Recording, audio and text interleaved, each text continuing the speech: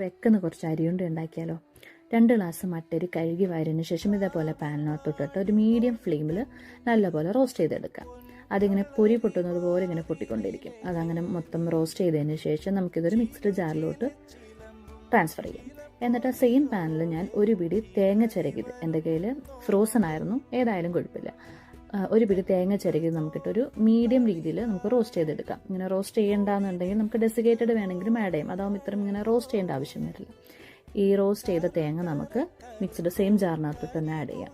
എന്നിട്ട് നമുക്ക് കുറച്ച് ജീരകം, ടേസ്റ്റിന് ജീരകവും ഏലക്കായും, അത് നമുക്ക് ഫ്ലേവറിനനുസരിച്ച് നമുക്ക് ആഡ് ചെയ്ത് കൊടുക്കാം. ഇതെല്ലാം ചൂടാറിയതിന് ശേഷം നല്ലപോലെ പൊടിക്കാം.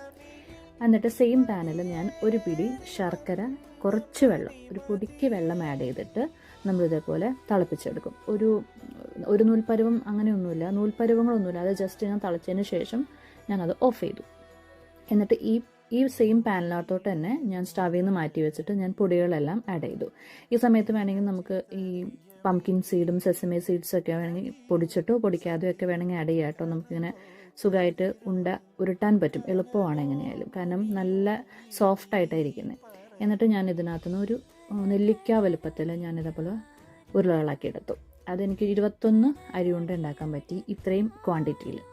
നല്ല ടേസ്റ്റ് ഉണ്ടായിരുന്നു. ഒരു ഹാഫ് ആൻ അവർ കഴിഞ്ഞപ്പോൾ ഇതെല്ലാം നല്ലപോലെ ടൈറ്റ് ആവുകയും ചെയ്തു. ഇങ്ങനെ പൊടിഞ്ഞൊന്നും പോയില്ല, നല്ല വൃത്തിയായിട്ട് കിട്ടി, നല്ല ടേസ്റ്റുമുണ്ട്. ട്രൈ ചെയ്ത് നോക്കൂട്ടോ, അടിപൊളിയായിരുന്നു. ഞാൻ ഫസ്റ്റ് ടൈം ഉണ്ടാക്കിയെങ്കിലും നല്ല ടേസ്റ്റ് ഉണ്ടായിരുന്നു കേട്ടോ.